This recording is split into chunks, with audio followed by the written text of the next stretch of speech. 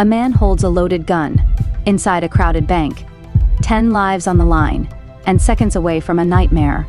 The SWAT team wanted to breach. They wanted force, heavy boots, flashbangs, shattered glass. An officer standing outside held a different weapon. His voice.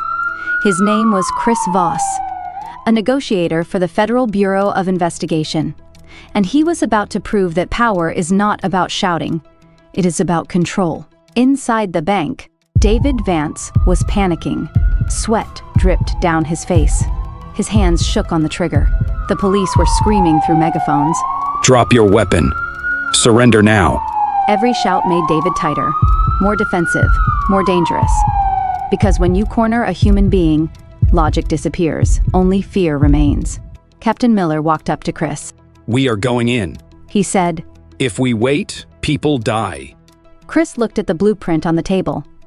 Agent Martinez tracked the tactical audio. The room was filled with tension. Chris picked up the radio phone. He did not raise his voice. He lowered it. He used what negotiators call the late-night FM DJ voice. Deep, slow, calm. It seems like you are terrified right now, David. Chris said softly. He did not argue. He did not demand. He labeled the emotion. Silence on the line. David stopped breathing for a second.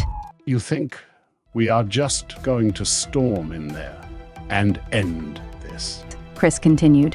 You feel like nobody is listening to you. On the other end of the line, David froze. The anger in his chest began to melt. Not because he got what he wanted, but because he felt heard.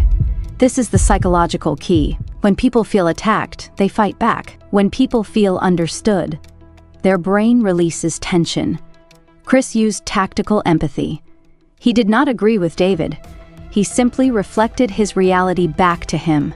You do not want anyone to get hurt today, David. David swallowed hard. I just need them to listen to me. David whispered. Chris did not offer a deal. He asked a calibrated question.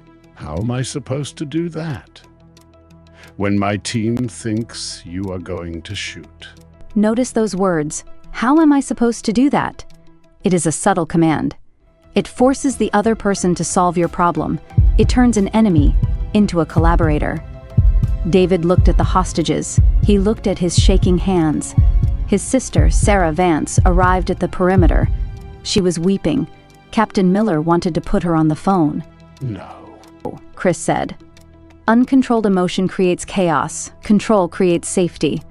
Chris stayed on the line, sentence by sentence, mirroring David's words, repeating the last 3 words of his sentences as a question. You have no choice?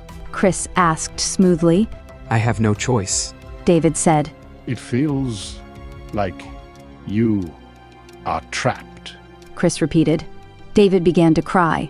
The gun lowered, the weapon rested against the cold floor. 24 minutes after Chris took the call, the doors opened. David walked out with his hands above his head. No shots fired.